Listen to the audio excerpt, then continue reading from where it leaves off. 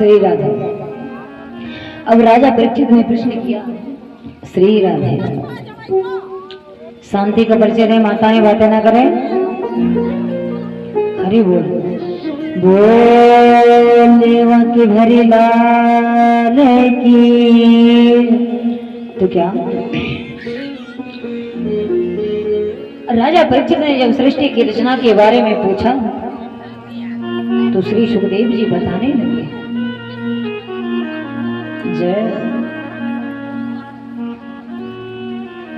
जय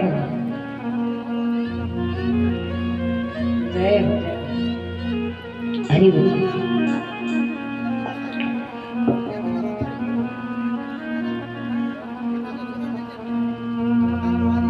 कि हे राजन, एक बार ब्रह्मा जी ने भगवान भोलेनाथ से कहा, क्या कहा कि सृष्टि की रचना कर दीजिए। सभी मैया लोग ध्यान से सुने, क्या कहा कि सृष्टि की रचना कर दीजिए। आप वैसे ही बैठे रहते हो फ्री, तो क्या कहा कि प्रभु रचना हमसे नहीं होने वाली। भगवान भोलेनाथ ने कहा कि रचना हमसे नहीं होने वाली। तो ब्रह्मा जी ने बार बार कहा कि अरे कर दीजिए कर दीजिए। तो भगवान भोलेनाथ ने प्रारंभ कर दिया रचना करना। और जब रचना करना प्रारंभ किया तो क्या रच दिया? भूत प्रेत डाकनी साचनी पिशाचनी। ब्रह्मा जी ने कहा बस करो। अरे ऐसी रचना करोगे कि भूत ही भूत है? अरे हमने तो पहले ही कहा था कि रचना हमसे नहीं होने वाली। फिर ब्रह्मा जी ने अपने दक्षिण अंग से एक पुरुष और वाम अंग से एक कन्या को प्रकट किया, जिनका नाम क्या हुआ? मनु शत्रुपा। और दोनों सृष्टि की रचना के लिए आगे बढ़े तो वापस लौटे। क्यों लौटे? कि प्रभु रचना कहाँ करें? क्यों? एक राक्षस पृथ्वी का हरण करके ले गया है। जब पृथ्वी नहीं है, धरती नहीं है, तो रचना कहाँ होगी? तो ब्रह्मा जी ने ध्यान लगाकर देखा कि किसने गड़बड़ की। तो ध्यान लगाकर जब देखा ब्रह्मा जी ने, तो ध्यान लगाते ही ब्रह्मा जी को जोर से छींक आई और ब्रह्मा जी के नासिका छिद्र से प्रभु का बराह रूप में प्राकट हो जाता है। बोले बराह भगवान की जय। श्री राधे। प्रभु के 24 अवतार जो हुए, सबसे पहला अवतार था कौन सा? कौन सा? बराह अवतार। और बराह अवतार लेकर के प्रभु ने पृथ्वी को यथा स्थान विराजमान कर दिया। और जो दैत्य, जो राक्षस पृथ्वी का हरण करके ले गया था, क्या नाम था? हिरण्याक्ष, उसका भी प्रभु ने उद्धार कर दिया। अब मनु शत्रुपा जब सृष्टि की रचना के लिए आगे बढ़े तो मनु शत्रुपा के 5 संतानें हुई महाराज, जिनमें से 2 बेटे और 3 बेटियां। पुत्रों के नाम हैं प्रियव्रत और उत्तानपा, और पुत्रियों के नाम हैं अकुति, प्रसूति और देवहूति। श्री राधे। क्या नाम है? यजमान जी कथा सुन रहे हो? सुन रहे हैं? क्या नाम है? प्रसूति। सुन रहे हैं? हमने सोचा कि सो रहे हैं। तो क्या जब मनु शत्रुपा ने सृष्टि की रचना की और 5 संतानें जब हुई तो श्री सुखदेव जी कहते हैं कि हे राजन, श्रीमद् भागवत महापुराण में मनु महाराज की जो 3 बेटियां हैं उनके चरित्र को पहले श्रवण कराया गया है और पुत्रों का चरित्र बाद में श्रवण करें। तो ध्यान से सुने, शांति का परिचय दें।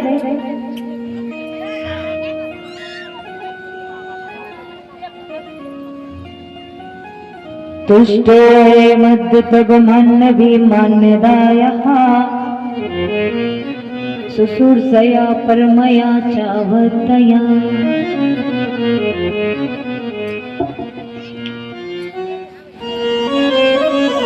मनुष्य कृपा की 3 बेटियों का चरित्र आप सभी श्रवण करें। जय हो। सबसे पहले जो बीच वाली बेटी है, मंझली बेटी, जिसका नाम है देवहूति। और श्री सुखदेव जी कहते हैं कि हे राजन, माता देवहूति का विवाह कर्दम ऋषि के साथ संपन्न हुआ। लेकिन विवाह जब होने जा रहा था तो कर्दम ऋषि ने क्या कहा विवाह से पहले कि देवी जी, आप हमसे विवाह कर तो रही हैं, लेकिन हमारी एक शर्त है कि विवाह होते ही मैं व्रत हो जाऊंगा, मतलब भजन करने चला जाऊंगा। तो इस बात पर माता देवहूति ने कहा, जय हो, कि महाराज हमारा एक निवेदन है। क्या? कि ये बताइए कि संसार जगत में विवाह क्यों किया जाता है? जिससे संसार बढ़ता रहे, आगे चलता रहे। तो इसलिए बस मुझे विवाह के बाद आप एक संतान दे जाना, उसके बाद व्रत हो जाना, उसके बाद भजन करने चले जाना। और दोनों ने दोनों की बात के लिए मंजूर किया और बड़े धूमधाम से विवाह हुआ। और विवाह होते ही जब विदाई हुई माता देवहूति की, और विदाई के पश्चात जब वो अपने ससुराल में आई तो क्या देखती हैं कि ससुराल आते ही उनके पतिदेव भजन में बैठ जाते हैं। जब भजन में बैठ जाते हैं तो माता देवहूति विचार करती हैं। क्या विचार करती हैं कि अब किससे क्या कहें।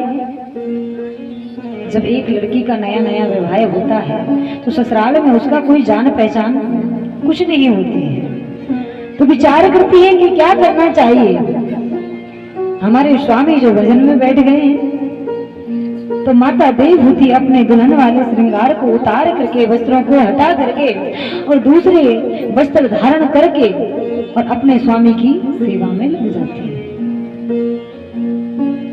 और जब सेवा में लग जाती है तो कर्दम ऋषि कितने दिन के लिए समाधि में बैठे? 1 वर्ष के लिए। 1 वर्ष के बाद जब कर्दम ऋषि की समाधि खुली तो क्या देखा? माता देवहूति को सामने पाया, लेकिन शरीर पहले सा नहीं था। माता देवहूति का शरीर दुबला पतला हो चला।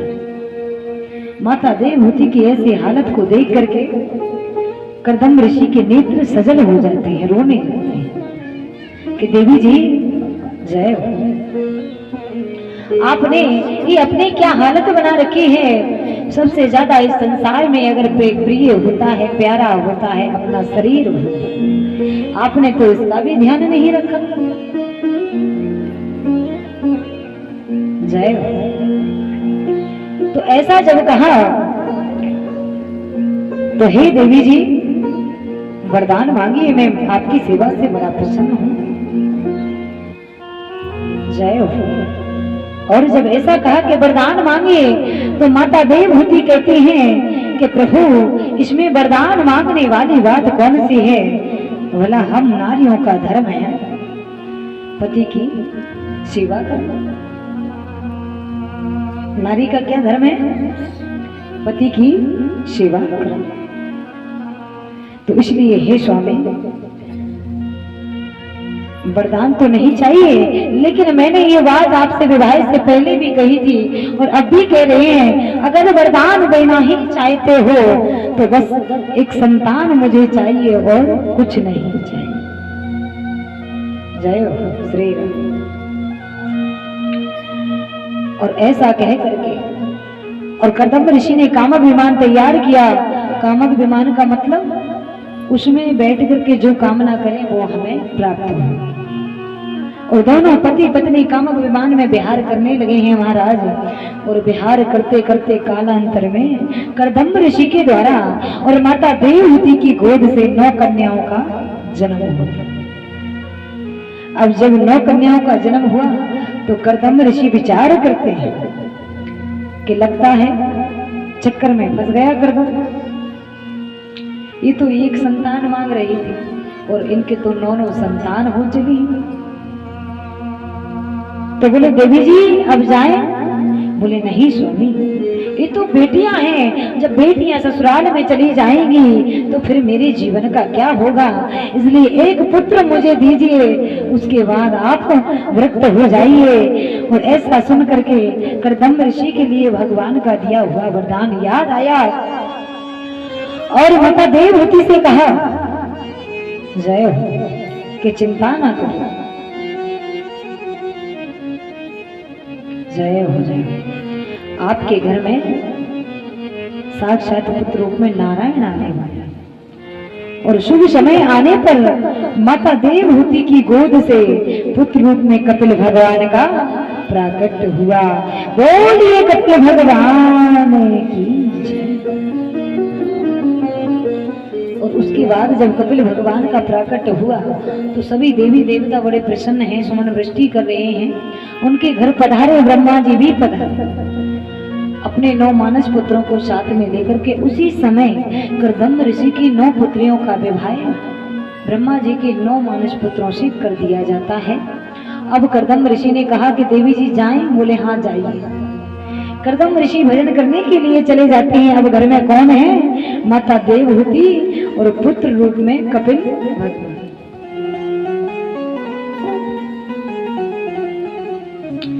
अब एक दिन माता देवहूति कपिल भगवान से कहती है कि हे पुत्र, बोले हाँ।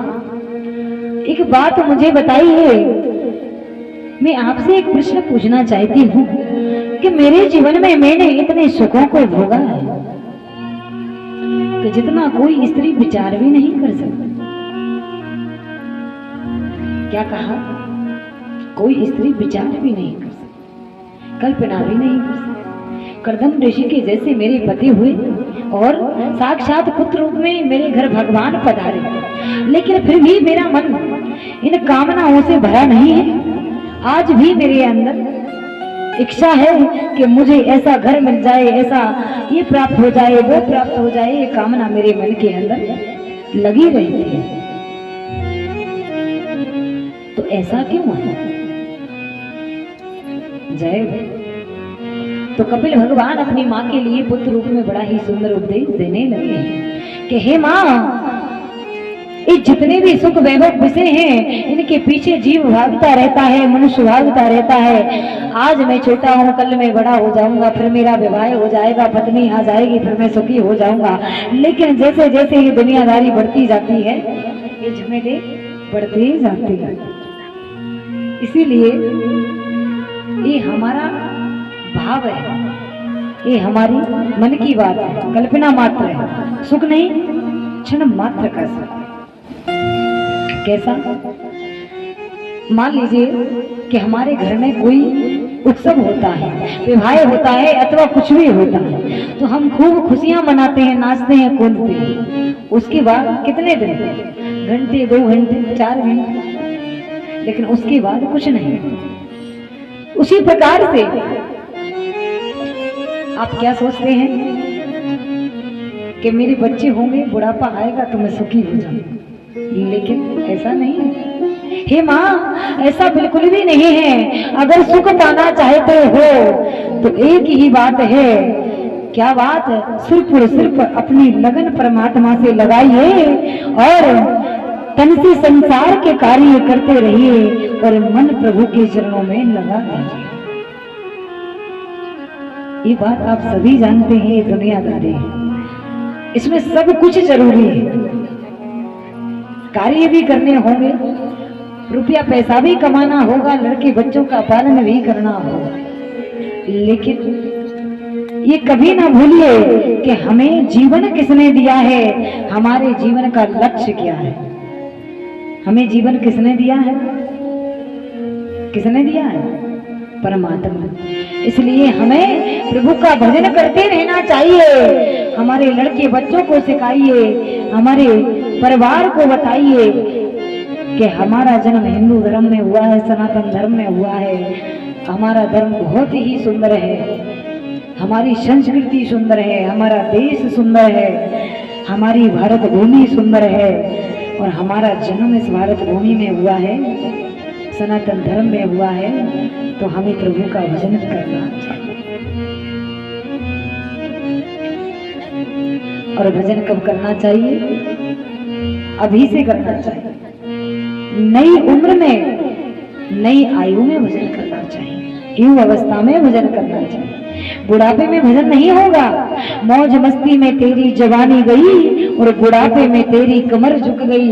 अंत समय में ना होगा तुझसे भजन और बीता हुआ समय तुझे याद आए। जो समय गुजर जाएगा वो हमें याद आए। इसलिए हमें अभी प्रभु का भजन करना चाहिए और प्रभु से एक ही प्रार्थना होना चाहिए, क्या? कि चरणों में प्रीत मेरी जोड़ना